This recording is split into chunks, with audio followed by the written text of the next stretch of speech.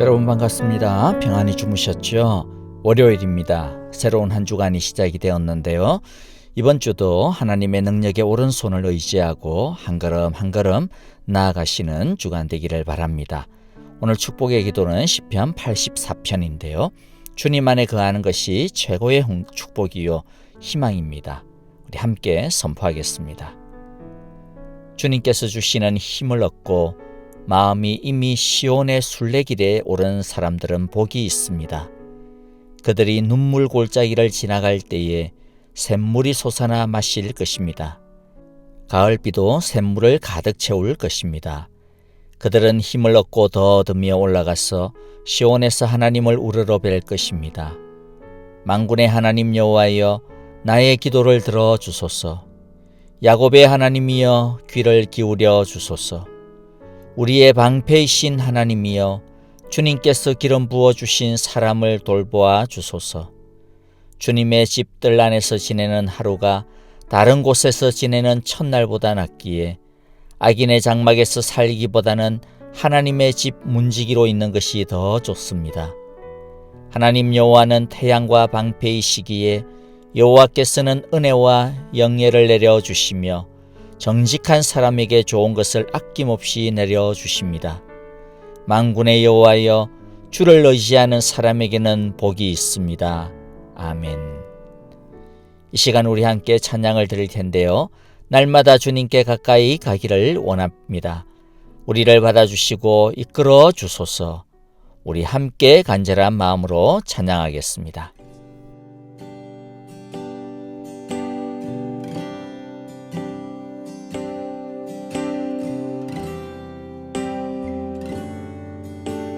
주께 가까이 날 이끄소서. 주께 가까이 날 이끄소서. 간절히 주님만을 원합니다. 채워주소서. 채워주소서. 주의 사랑을 진정한 찬양 드릴 수 있도록 주께 가까이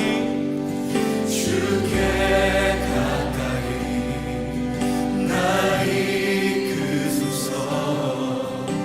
간절히 주님만을 원합니다. 채워주소서. 주의 사랑을 진정한 찬양 드릴 수 있도록 목마른 나의 영혼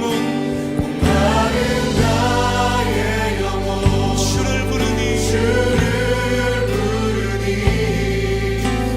나의 맘만 적어 주소서. 주님만을 원합니다. 더 원합니다. 나의 맘만 적어 주소서. 주께 가까이 날 이끄소서. 간절히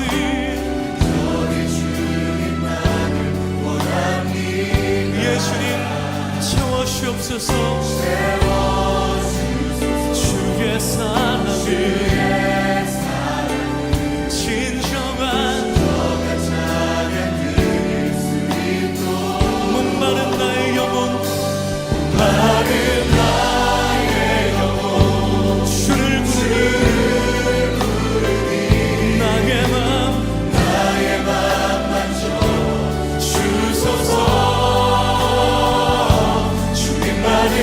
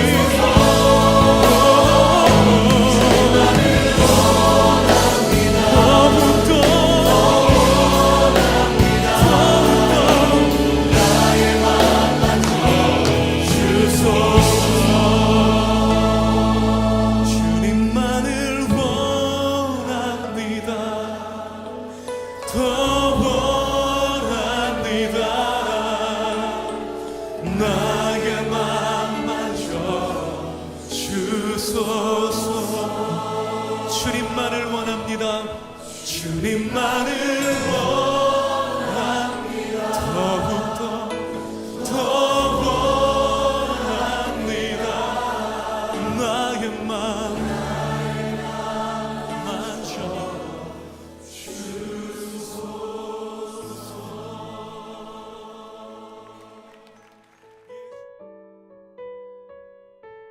이제 하나님의 말씀을 가까이 하는 시간입니다. 주의 말씀이 우리의 심령에 좌정하여 주시기를 바라면서 함께 읽겠습니다. 오늘 말씀은 신명기 28장 58절부터 68절입니다. 제가 먼저 58절 읽습니다.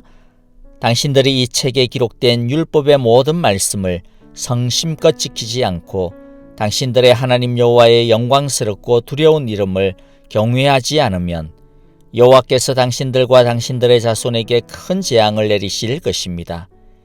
그 재난이 크고 그치지 않을 것이며 그 질병이 심하고 오래 계속될 것입니다. 여호와께서는 당신들이 그렇게 무서워하던 이집트의 모든 질병들을 가져다가 당신들에게 달라붙게 하실 것입니다. 또한 여호와께서는 이 율법책에 기록도 되지 않은 온갖 질병과 재앙을 당신들이 망할 때까지 당신들에게 내리실 것입니다. 당신들이 하늘의 별같이 많아져도 당신들의 하나님 여호와의 말씀을 듣지 않으면 마지막에는 몇 사람밖에 남지 않을 것입니다. 여호와께서는 당신들을 잘되게 하여 주시고 기뻐하신 것처럼 또 당신들이 번성하는 것을 보시고서 기뻐하신 것처럼 당신들이 멸망하는 것을 보시고서도 기뻐하실 것입니다. 그렇게 되면 당신들은 당신들이 들어가서 차지할 그 땅에서 뿌리가 뽑히고 말 것입니다. 여호와께서는 땅 이 끝에서 저 끝까지 모든 민족 가운데 당신들을 흩으실 것이니 당신들은 그곳에서 당신들과 당신들의 조상이 알지 못하던 나무와 돌로 된 우상을 섬길 것입니다. 당신들은 그 민족들 가운데서 쉴 틈을 찾지 못하고 발을 쉴 만한 곳도 찾지 못할 것입니다. 오히려 주님께서는 당신들의 마음에 두려움을 주시고 눈을 침침하게 하여 정신을 몽롱하게 하실 것입니다.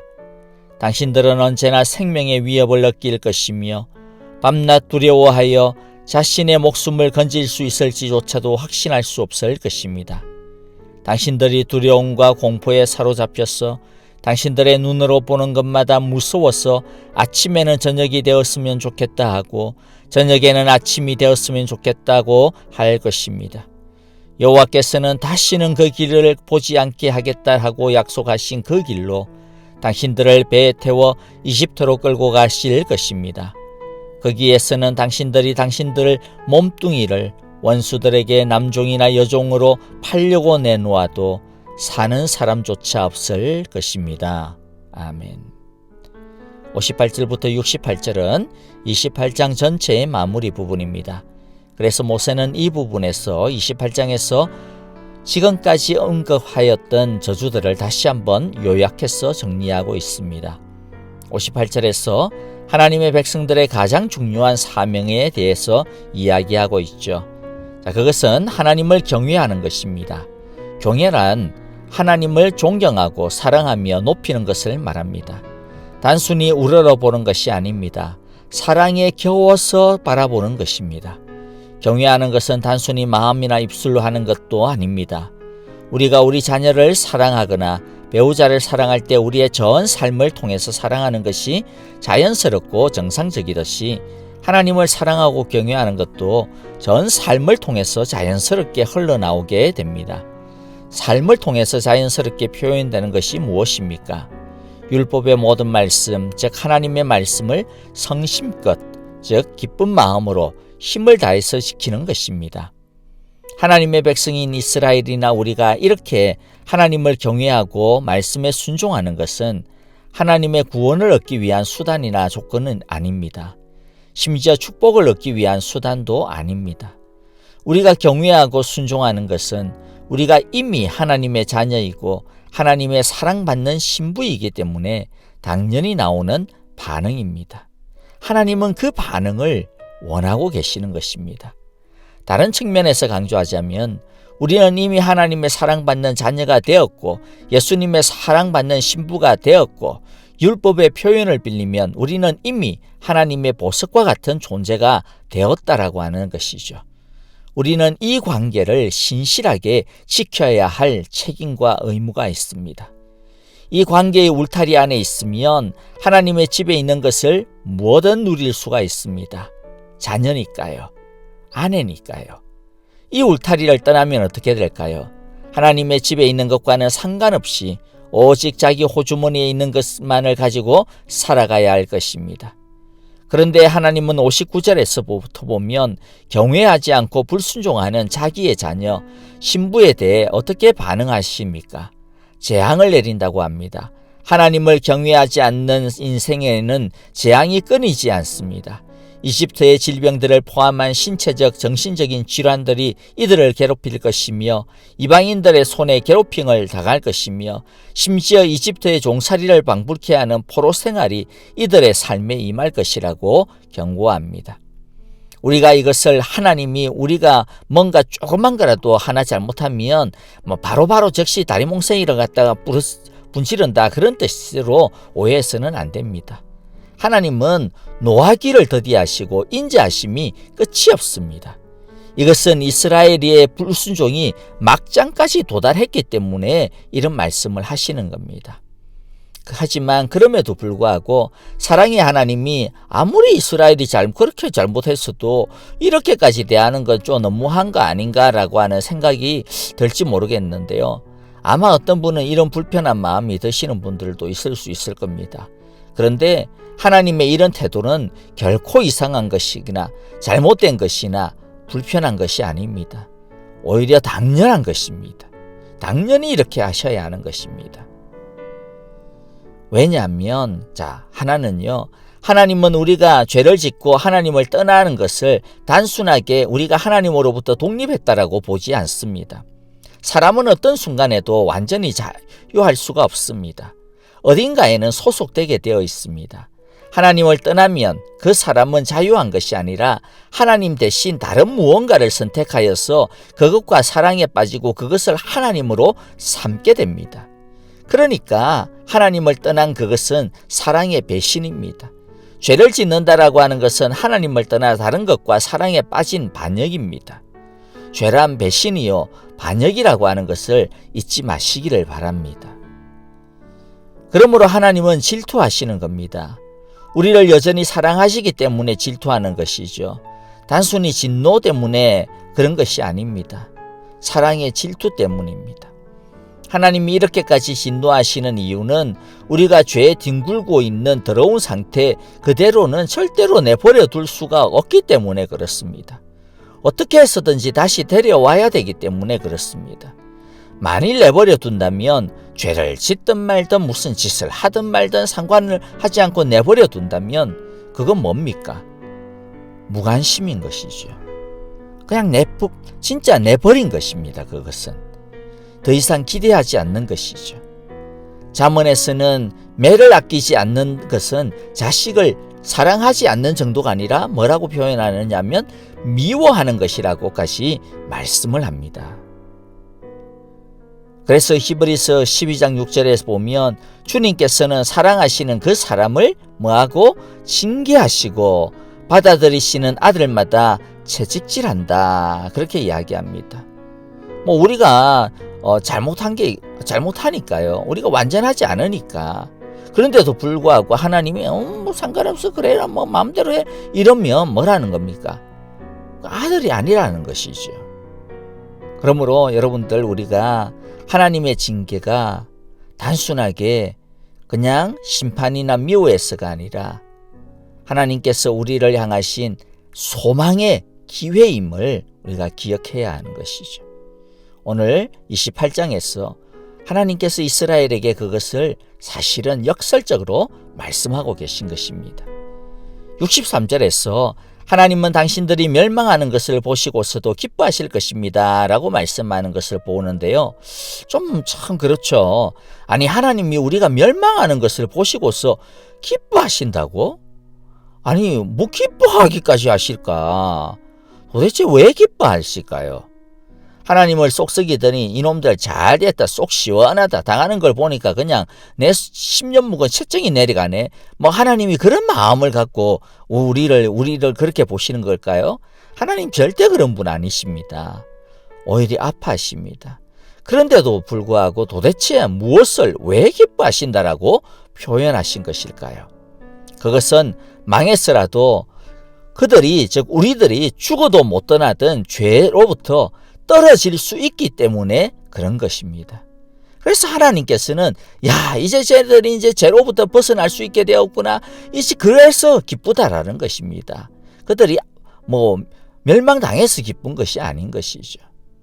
그래서 이제 다시 시작해 볼 수 있게 되었기 때문에 하나님은 거기에서 소망의 기쁨을 발견하는 것입니다.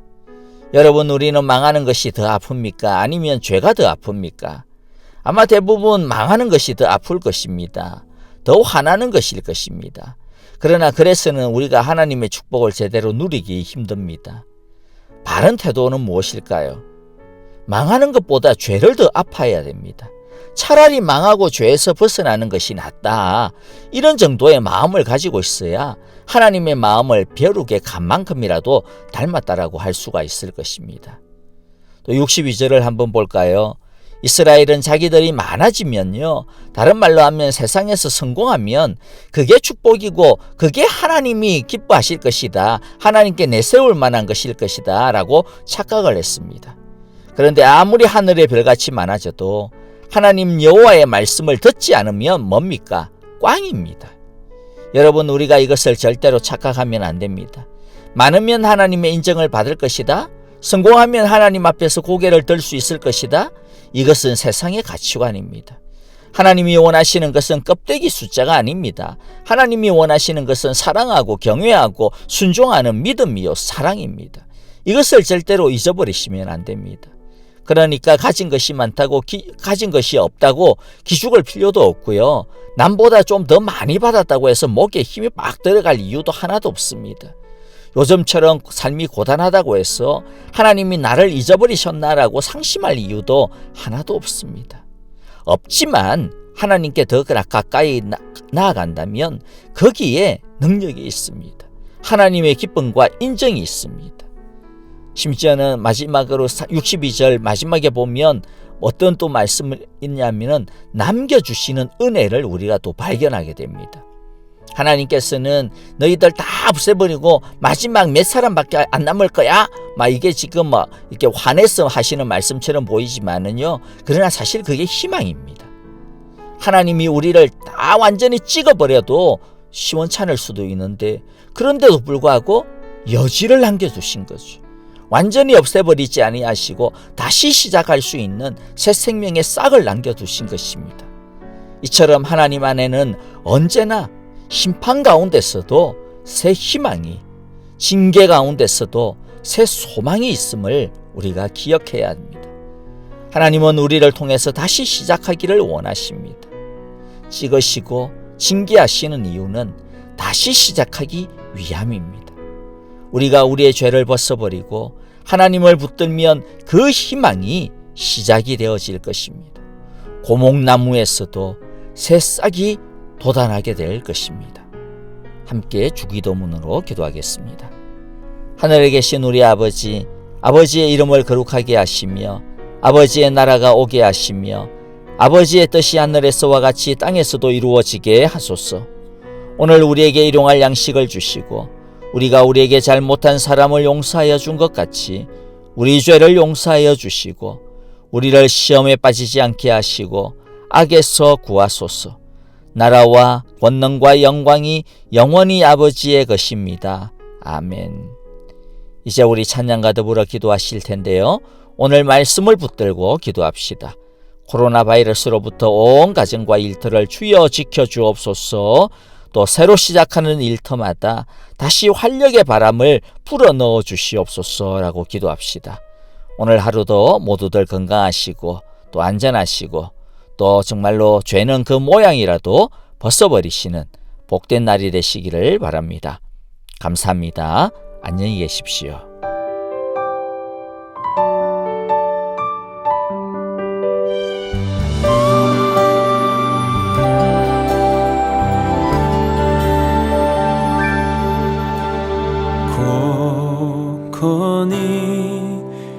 믿음이 와왔고 남이다 오스기루 토끼 야카테 미오 무스비 와라이 고에니 미치루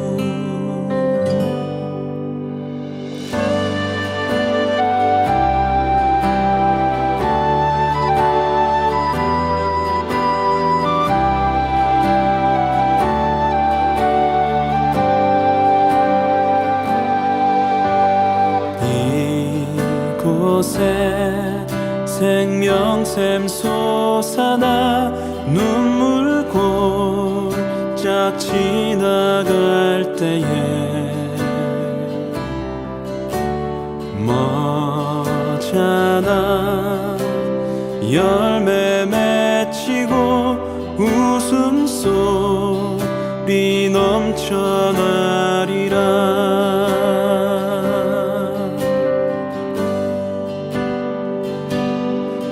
꽃들도 구름도 바람도 넓은 바다도 찬양하라 찬양하라 예수를 하늘을 울리며 노래해 나의 영혼아 은혜의 주 은혜의 주 은혜의 주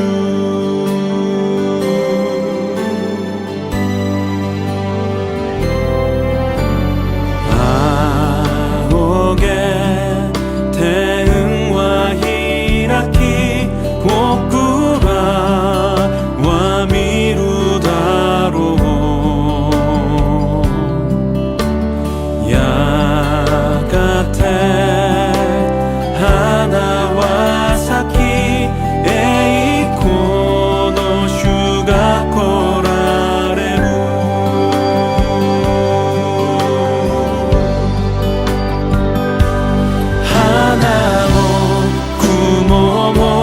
가제모 우미모 가나데요 가나데요 예수오